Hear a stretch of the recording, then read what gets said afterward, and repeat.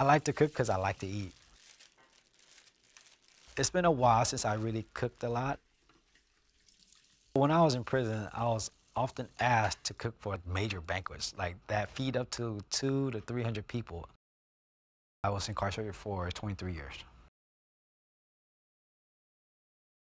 I like to experiment with stuff that I actually saw on PBS. Yank and Cook was like my go-to show to learn my recipes. Chop up some tomato, like this, like this. Mmm. Cut it up.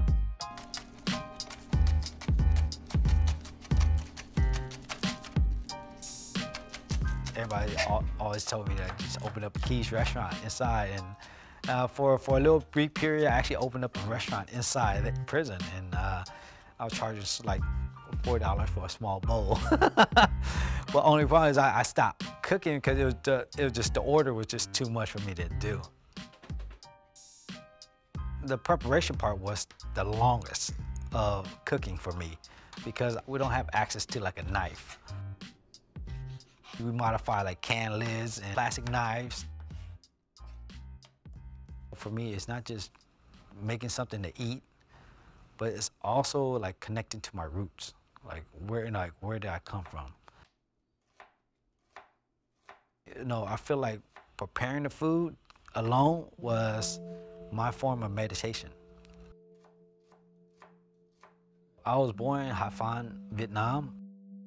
We fled the country in 1978.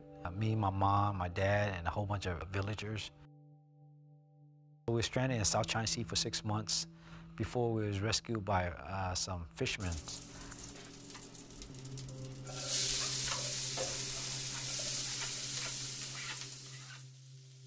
I remember as a kid, I would always sneak in the kitchen when my mom was cooking. Watching my mom cooking and smelling the aroma of the food really was home for me. And so whenever I think of food, I think about home.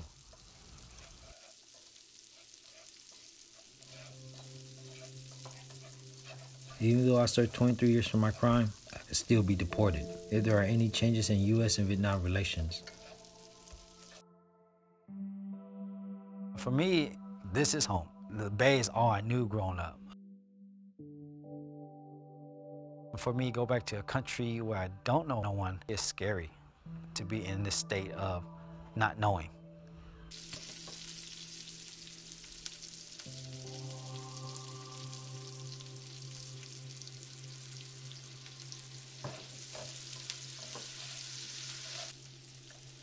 My first 6 months home, it felt really surreal to actually use regular kitchen utensils to cook with. Part of me felt like it was a dream. I was afraid if I went to sleep, I'd wake back up in prison.